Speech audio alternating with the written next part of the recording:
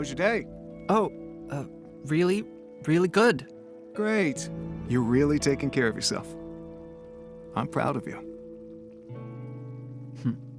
Hi, I'm Dr. James Maz. I'm a University of Washington professor in the College of Education in the area of school psychology. So I work with kids' educational needs, primarily on the side of social emotional learning.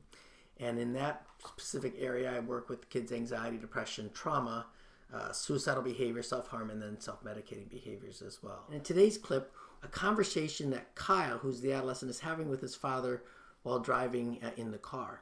All right, and Kyle has just been told Dad that he was struggling, and he's starting to go see a therapist, and Dad's been just checking in. Dad, I was lying earlier. I'm still having a hard time.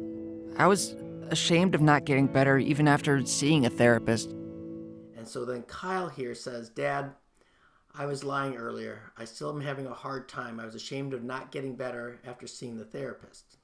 And I love that Kyle's able to do this, right? Kyle reveals that he's lying to his father. And it's really sometimes hard for our adolescents to admit that they're not getting better when they think that they should be, right?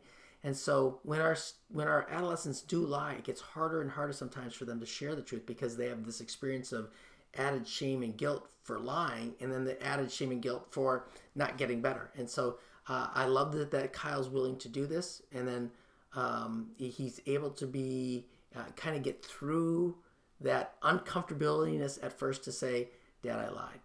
All right? Because Kyle realizes that the long-term goal of communicating with his dad and making communication a more back and forth conversation is actually going to be more therapeutic in the long run, and it helps him get over some of that short-term anxiety that he has in trying to say, geez, Dad, I'm not doing as well as I wanted to be doing. All right? Hey, that's nothing to be ashamed of. It takes time. I'm proud of you for trying. But this isn't about making me proud. It's about feeling better. So Dad does a great job here in providing some of that validation. Dad says basically, hey, there's nothing to be ashamed of. It takes time. I'm proud of you for trying.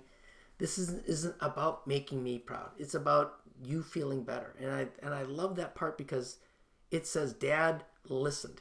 He got Kyle's feeling of shame. And that's why Kyle lied, was the shame of not getting better. He got that and says, that's not the important part.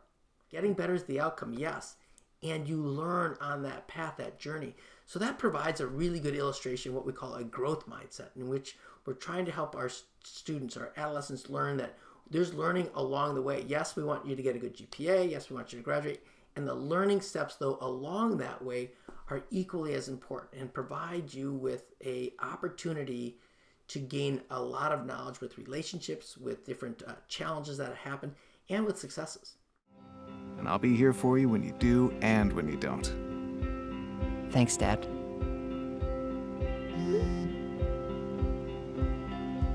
You gonna answer that? You know what?